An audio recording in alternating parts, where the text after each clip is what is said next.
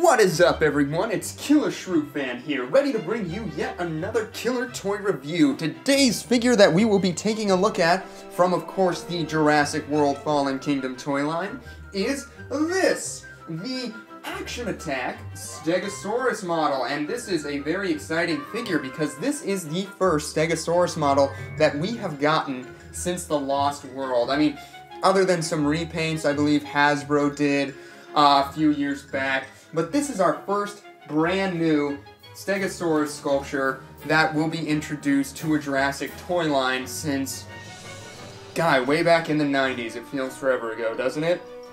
Which is great news for any fan of this particular species. Now, me personally, I'm not a huge fan of this model. Now, don't get me wrong. This is a fantastic model, and I'm really glad I got it, but it was not one that I was immediately looking for. It's not one that I immediately wanted. It wasn't on the top of my list, but, you know, with the whole closing of Toys R Us, I was able to get one on sale, and, you know, at a cheaper price. I could not say no to this model. It is a very good model, and we are going to give you a closer look at it. First off, we're going to start with the packaging, then we're going to find a way to crack her open, and then we are going to give you a closer look at the sculpt, the paint, everything, and of course the action feature. So without further ado, let's do this! So the packaging is very similar to what we've seen previously. You've got the Jurassic World logo in the top left corner, the bars of the cage keeping with the theme of removing the dinosaurs from the island. Owen in blue down in the bottom left corner, roaring triumphantly, well, at least blue is. A 4+ years warning, the Action Attack Stegosaurus logo across the bottom there. And if we come to the bottom right corner, you can see a diagram featuring this dinosaur's action feature. You push down on one of the plates and you get a striking action. If we move up the side of the box, you can see the forest of Isla Nublar silhouetted against the erupting Mount Saibo in the background there. Absolutely eye-catching colors here, very well done with the box art on Mattel's part. And here you can see the diagram telling you which plate to push so you can try it out in stores, and then we come back to the logo itself.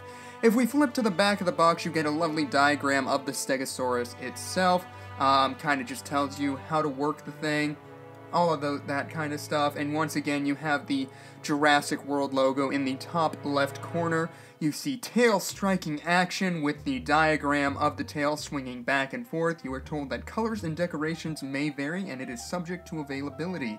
The bottom of the box, in the left corner anyway, you can see other dinosaurs available in Wave 1. You've got the Carnotaurus and Triceratops, which we have reviewed, and the Baryonyx Roarivore, which is coming soon. The top right corner reminds us to get the Jurassic World Facts app so we can get in on the digital action of Jurassic World. You can scan the dinosaur's foot into the game and then you get a digital copy where you can learn all about the species itself, so kind of fun there. Alright, now, the thing about this packaging is it is one of the few dinosaurs that comes actually fully assembled, and that being said, you can feasibly put this thing back in the box. It's held in with those plastic tags. Okay, and here is our Stegosaurus free of that packaging, and for opening this one, I would highly encourage you not to snip these little plastic threads that you see here. All you gotta do is snip the side here, right up in that area, down on the bottom as well, kind of by Owen in blue. Both sides for that, fold it open, and then just try to work these threads loose, and one side will do you. If you just let one side loose, pull them through to the other side like that, you can keep them in there, and then if you ever want to put the Stegosaurus back in the box, you can.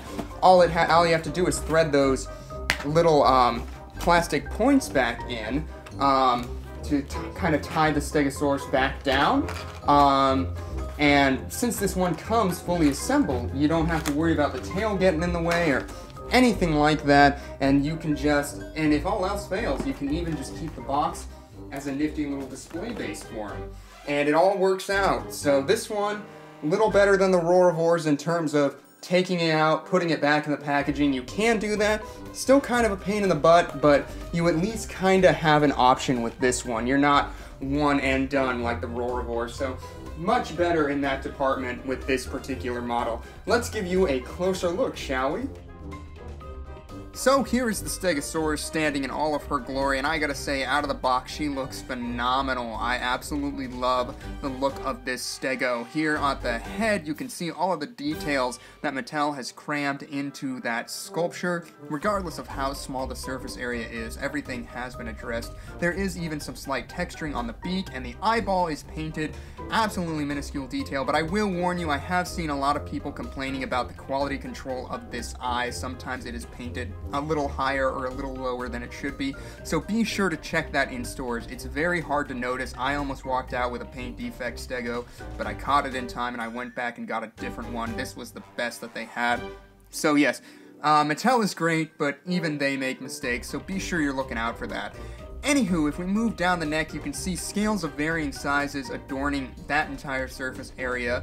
And then once you get up to the plate area, they become more clumped together, kind of overlapping.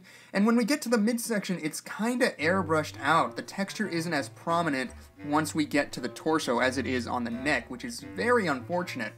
But you can definitely still tell it is there. You get a great sense of the scapula, some of the ribs, wrinkles in the skin. Everything has been addressed on this Stegosaurus model. I love those folds of skin down around the thigh region there, and if we move down to the tail, you get more of those lovely scales. My only grievance is that you can clearly see, clear as a bell, the cutouts for the action feature.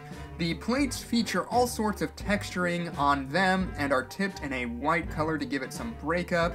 They look very lived in, very natural. I absolutely love the sculptural detail on these plates. Gives it a very good feeling, this Stegosaurus. What else can I say about them? I mean, they just look so naturalistic. I don't like that the outside is painted with that white, but you can see the inside is not. But then we come down to the Thagomizer, and you can see that even those are textured slightly. The arms on this Stegosaurus are incredibly pillar-like and held at a slightly bent angle. The toe claws are not painted, but you do see some lovely wrinkles in that elbow region and some lovely underlying musculature sculpted in. A lot of beautiful details on this particular model, especially in the in terms of the anatomy. The back legs are incredibly robust looking. You've got some lovely wrinkles in the skin as well, and some great tensing of the muscles in the leg and the thigh region there, as if this creature is preparing to propel itself forward. And it is awesome detailing going on this model. If we move back up the opposite side, it's really the same story. Scales of varying sizes, little washed out in the midsection, but still definitely noticeable, and the skin texturing and wrinklage is all just so fantastic on this Stegosaurus. And we come back up to that beautiful, beautiful head sculpture, and I think the eye looks a little better on this side, if you ask me, a little more detailed, but it's just so tiny, it's amazing. If we move along the underbelly, the first thing I notice is that the throat area is not painted. It's unlike the underbelly here at the midsection, which has a sort of cream color, which gradiates beautifully up into the midsection there. The back right foot bears the Jurassic World emblem, which has been moved from the thigh to the bottom of the foot, and the back left foot features the QR code that you can scan into your phone for the Jurassic World Facts app. So if you'd like to do that, now is your chance. Don't say I don't do anything for you. And then once we get to the tail, you'll see that the underbelly painting once again stops abruptly. I really don't know why, and I wish they continued it down onto the tail. I think it would really, really just tie this all together and give it a great, great sense of completion. As far as the overall paint scheme goes on this Stegosaurus, it's a little bland. It's mostly various shades of green with some cream tips on the tail, spikes, the plates, and then the underbelly is that cream color. So pretty simple, but very well applied. Like I said, the underbelly color gradiates nicely, and the plates, I love the striking aspects of the plates. As far as articulation goes, you can rotate that head left and right, so he kind of has this sort of quizzical look like, huh? I enjoy that. And then you can move it up and down as if he is grazing slightly. the legs go, well, they don't really go out on the front, it seems, like all the other ones. They kind of wiggle a little bit, but they can go forward, they can go backwards just a bit. They're kind of hindered by the carve-out. You can move the legs back, and it looks like he's taking a nap. So, you know, you got all sorts of posing options on this guy. The back legs, you can move them in and out as you could on a lot of the other Jurassic models, and they kind of have snap-in positions, like so many other. You can see them snap into place there. That just prevents the joints from wearing out over time. And these ones, you get a lot more range of motion. The tail has these sort of carved out positions. You can see them very clearly. I don't know how they could have hidden them though, so I can't critique them too much on that, but that's just so that the action gimmick will work. Now, for those concerned parents out there wondering if this toy is safe, these plates have been softened greatly. They are very soft plastic. The button activating one here is a little harder, and the tail spikes are also incredibly soft, so you don't have to worry about your little ones getting hurt by this toy. This is a safe toy in my book, and to activate that feature, all you gotta do is push on that slightly stiffened plate and you get that tail swinging action, and you know, this is pretty fun. You have to kind of position him. He kind of gives out a little bit under the weight, but once he's got his feet under him, you can just go to town with his tail. There you can get a better look at just how far of a swing we're looking at here. Well, maybe. There we go. Yeah, and the harder you push it, the harder it swings and the more momentum it builds up, and the further it will swing for you. So yeah, I do like this action feature. Kids are gonna love this. They're gonna have this Stegosaurus bashing all of its friends. You can also do it manually, which I think is pretty awesome in my book. So you can do it by triggering it, or you can swing it with your own hands. But either way, this is a fun gimmick. Kids are gonna be beating the heck out of all of their carnivores with this Stegosaurus model. I think that is absolutely fantastic. Now, as far as the size of this model goes, it is a fairly large figure in terms of the length. You're looking at, oops, let me do it this way, right around 14 inches, which is about 30 centimeters, or 36 centimeters. And then from the base all the way to the highest point, you're looking at right around 7 inches off the ground, which is about 18 centimeters. So yes, a very sizable figure. For a quick size comparison, we went ahead and brought in the older and Kenner dinosaur or Stegosaurus models. Obviously, these ones are very different from each other. You've got the Lost World here, and then that was the Series 1 Stegosaurus from the first Jurassic Park at the forefront. And really, these ones just don't look all that play compatible, especially not these two. This Series 1 Stego from Jurassic Park is just absolutely ludicrous looking, but in their defense, they didn't really have a film counterpart to go off of. Now, the Lost World Stegosaurus and this one look much more play compatible, if you ask me. They could be a herd, and they both feature a similar action feature. You push on the plates, and the tail swings. I think Mattel's is the superior one in this department, and unlike the Lost World Stego, it even features articulation in the legs, so I do think Mattel has outdone Kenner in that department in the action feature and posability department.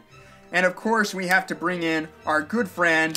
It's Carnage the Carnotaurus, who thinks he's gonna make a quick meal out of this Stegosaurus here, but he's gonna have a little bit of a fight on his hands. He's got to deal with the business end. Hello, darkness, my old friend. I've come to talk with you again. And we have a new face to our channel here today. It is none other than Chris Pratt. Chris, thank you so much for being here with us today. We are very excited for you to be joining us at our review table. We just want to see how you size up to this Stegosaurus here, because apparently Mattel has told us that all of their toys are in scale with their 3.75-inch human figures. So there you can get an idea of the size of this Stegosaurus in comparison to Chris Pratt. And Chris Pratt might have some trouble on his hands. He's got to deal with the receiving end of this Stegosaurus here. Poor Chris Pratt.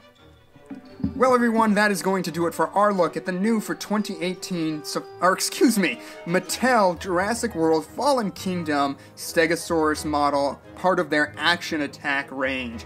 Obviously, this toy is absolutely fantastic. I do recommend it if you are a fan of Stegosaurus. like I said, it was going to be one of the last ones that I ended up picking up, but I am glad that I have it. Now, if you ask me the golden question, who done it better, Kenner, Mattel? Hasbro's disqualified because they never gave us a Stegosaurus. They gave us a Stegoceratops, but not a Stegosaurus. I think I already answered that. I think Mattel has a more successful action gimmick. It offers more articulation, and the sculptural details are vastly superior to that of the Kenner dinosaurs. So I am going to give this one to Mattel. As always, I would love to hear what you guys think of this model. Own it yet? Are you going to pick it up? What's your favorite action attack dinosaurs? The Carnotaurus, the Stegosaurus, or are you holding out for the Suchomimus, which is coming Wave 2? Let me know all of your thoughts on everything down in the comments section below. I want to thank you guys so much for tuning in. Love the support. If you enjoyed today's review, don't be afraid to let us know by hitting that like button. And don't forget to subscribe on the way out. A lot of more Jurassic World Fallen Kingdom reviews are coming your way. I'm going to do an update on the current collection here pretty soon, so you'll get to see what all I have in store for you. Thanks again so much for tuning in, and that's going to do it for us. Killer Shrew Fan, out.